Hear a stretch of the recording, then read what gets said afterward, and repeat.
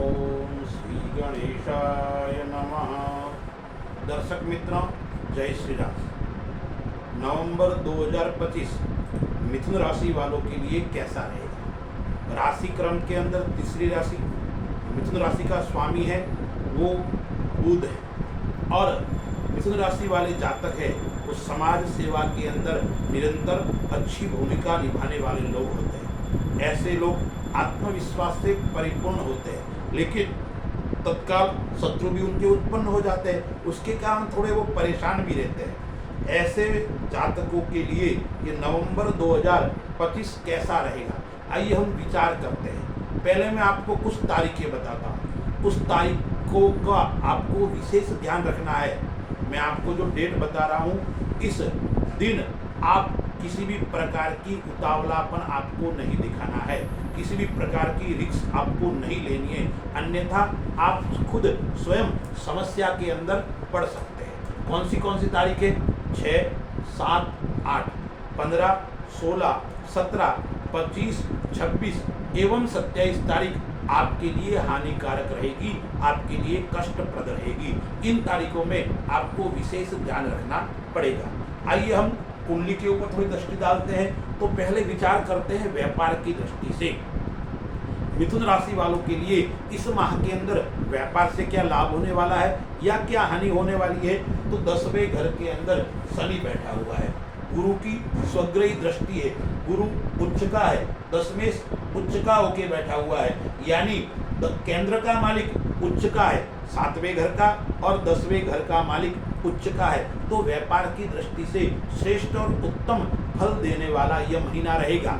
लेकिन 2 तारीख तक थोड़ी परेशानी रहेगी, उसके बाद में निरंतर आप आगे बढ़ेंगे, निरंतर सफलताओं को आप प्राप्त करेंगे, क्योंकि शनि जहाँ बैठता है वहाँ वृद्धि करता है। शनि आपका व्यापार घर के अंदर बैठा हुआ है, 10वें घर का मालिक उच्च का है, तो वो चाहे आप नौकरी करते हो, चाहे आप किसी भी क्षेत्र में काम करते हो, तो निरंतर आपकी वृद्धि होने वाली है, निरंतर आपकी प्रगति होने वाली है।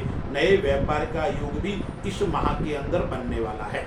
लेकिन यदि आप भूमि संबंधी कार्य करते हो या निर्माण संबंधी कार्य करते हो, तो थोड़ी उसके अंदर सावधानी आपको रखनी पड़ेगी, यानी विवादित कार्य से आपको इस माह के अंदर बचना है। विशेष करके भूमि आदि क्षेत्र में यदि आप काम करते हो तो वह विवादित कार्य से आपको बचना है। यदि आप कानून के अंदर काम करते हो, कानून संबंधी कोई काम करते हो, एडवोकेट हो, आप जज हो, या कानून संबंधी कानूनविद कोई भी काम करते हो, तो आपके लिए उत्तम और श्रेष्ठ फल देने वाला है। या आप चिकित्सा संबंधी, मेडिकल संबंधी कार्य करते हो, डिफेंस संबंधी काम करते हो, या रक्षा विभाग से संबंधित आप काम करते हो, तो ऐसे व्यक्तियों के लिए यह उत्तम और श्रेष्ठ समय मिलेगा। यदि आप नौकरी करते हो तो नौकरी वाले लोगों के लिए ये समय उत्तम और श्रेष्ठ है। लेकिन एक बात का आपको विशेष ध्यान रखना है। क्या ध्यान रखना है?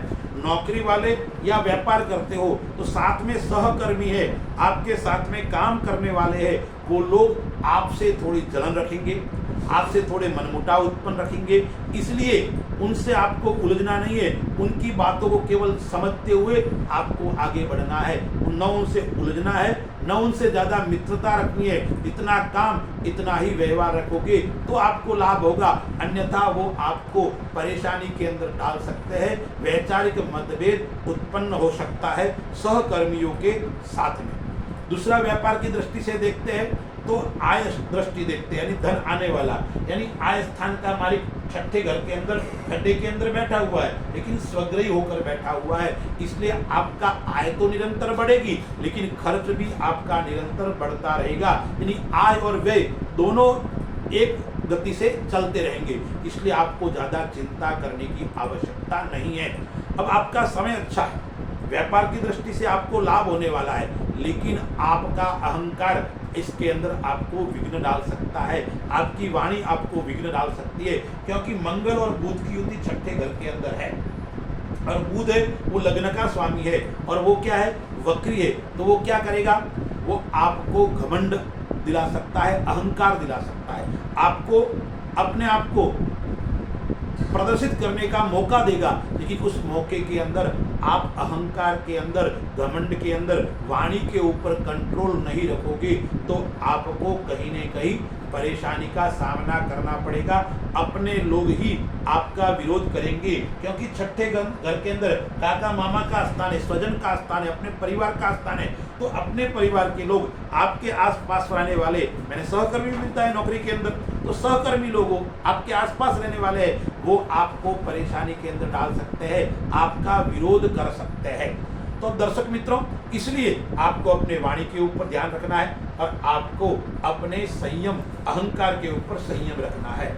इस माह के अंदर सेवा का मौका मिलेगा, क्योंकि वैसे भी बुध जिसका राशि स्वामी है या मिथुन लग्न है, ऐसे व्यक्ति सेवा के अंदर निरंतर आगे बढ़ने वाले हैं। तो आपका सेवा का अवसर, यानी अच्छे सेवा के अवसर आपको प्राप्त होने वाले हैं। गौ सेवा है, समाज सेवा है, राष्ट्र सेवा है, ऐसे निरंतर आपके पास में मौके आएंगे और उसके कारण आपको मान और सम्मान की प्राप्ति होने वाली है। दूसरा है कर्ज। इस माह के अंदर आप कर्ज ले भी सकते हो और पैसा यदि आपने किसी का लिया है वो आप चुकाने का योग भी आ रहा है, यानी धन की प्राप्ति होगी तो चुकाने का योग भी आपका आ रहा है, यानी कर्ज लेना चाहे तो ले सकते हो, लाभ भी है इसके अंदर। आपको काम के लिए कर्ज लेने का योग भी आ रहा है, आपको लोन लेना पड़ सकता है या आपने किसी से पैसे लिए, लोन लेके आप उसको चुका सकते हो, उसमें कोई चिंता करने की आवश्यकता आपको नहीं है। लेकिन नकारात्मक प्रभाव थोड़ा इस माह के अंदर आपके मन के ऊपर ज़्यादा रहेगा, हावी रहेगा, इसलिए आप थोड़े तनाव में रहेंगे, थोड़े परेशान रहेंगे। आपकी नींद रात्रि को हराम हो सकती है, आपको नींद नहीं आएगी और नींद जग जाएगी तो बिल्कुल आपको हानि नहीं है, इसलिए तनाव युक्त यह माह आपके लिए रहेगा। विद्यार्थियों के लिए देखते हैं तो 5वें घर के अंदर सूर्य नीच का है और शुक्र आ जाएगा 2 तारीख को, सूर्य रहेगा या 16 तारीख तक। तो 16 तारीख तक विद्यार्थियों के लिए समय थोड़ा मध्यम रहेगा। 16 तारीख के बाद में विद्यार्थियों के लिए शिक्षा के क्षेत्र में आपका अच्छा प्रभाव बढ़ेगा। जो विद्यार्थी है, जिस प्रतियोगिता के अंदर आप प्रयत्न कर रहे हो, आप भाग ले रहे हो, उसके अंदर आपको लाभ, आपको सफलता की प्राप्ति होने वाली है। या आप जिस क्षेत्र के अंदर जाना चाहते हो उस क्षेत्र के अंदर भी आपको लाभ की प्राप्ति होने वाली है, चिंता करने की आवश्यकता नहीं है। मिथुन राशि एवं मिथुन लग्न वालों के लिए इस माह के अंदर नए शुभ समाचार मिलने वाले हैं। क्या समाचार मिल सकते हैं? यदि आपका विवाह नहीं हो रहा है या आपके संतान का विवाह नहीं हो रहा है तो आपको शुभ संकेत मिलने वाला है। आपके विवाह का योग भी बन रहा है और आपके संतान के विवाह का योग भी इस माह के अंदर आपको बन रहा है। नए व्यक्ति का आगमन घर के अंदर होने वाला है, यानी नई वस्तु भी खरीद सकते हो। नए व्यक्ति का आगमन यानी आपके संतान होना या आपके पौत्र आदि होना या आपके बच्चे का विवाह होना, नए व्यक्ति का घर के अंदर आगमन होना, इस प्रकार का योग इस माह के अंदर बन रहा है। दूसरी बात, आपको एक विशेष ध्यान रखना है। क्या रखना है? गाड़ी आदि चलाते वक्त आपको विशेष ध्यान रख से चलाना है, अन्यथा छोटी मोटी चोट, खरोंच, एक्सीडेंट का योग भी इस माह के अंदर बन रहा है। लेकिन नए वाहन खरीदने का योग इस माह के अंदर बन रहा है, क्योंकि आय स्थान का मालिक है, जरूर खड्डे के अंदर बैठा हुआ है। बुध साथ में वक्री है, लेकिन वो कहीं न कहीं नए वाहन, नई गाड़ी, नई मकान, उसका योग भी बनेगा। इसलिए आपका खर्च होगा, लेकिन खर्च अच्छे काम में होने का योग भी इस माह के अंदर आ रहा है। दूसरी बात, आपको मैं कहता हूँ आपका साहस अच्छा रहेगा, काम करने की आपकी स्फूर्ति अच्छी रहेगी, तत्काल काम करना, निरंतर काम करना, इस प्रकार की गति आपकी अच्छी रहेगी, स्पीड आपकी अच्छी रहेगी। यानी आप जितना भी काम आपके सामने है वो सब आप पूरा करने में सामर्थ्य रखते हो, ऐसा साहस आपके अंदर रहेगा। यानी काम करने की तीव्रता, काम करने की गति निरंतर आपकी बढ़ती रहेगी। अब हम विचार करते हैं परिवार की, यानी माता पिता की स्वास्थ्य की दृष्टि से या आपके जीवन साथी के स्वास्थ्य की दृष्टि से। तो 7वें घर का मालिक उच्च का है, इसलिए जीवन साथी से अच्छा रहेगा, प्रेम भी रहेगा।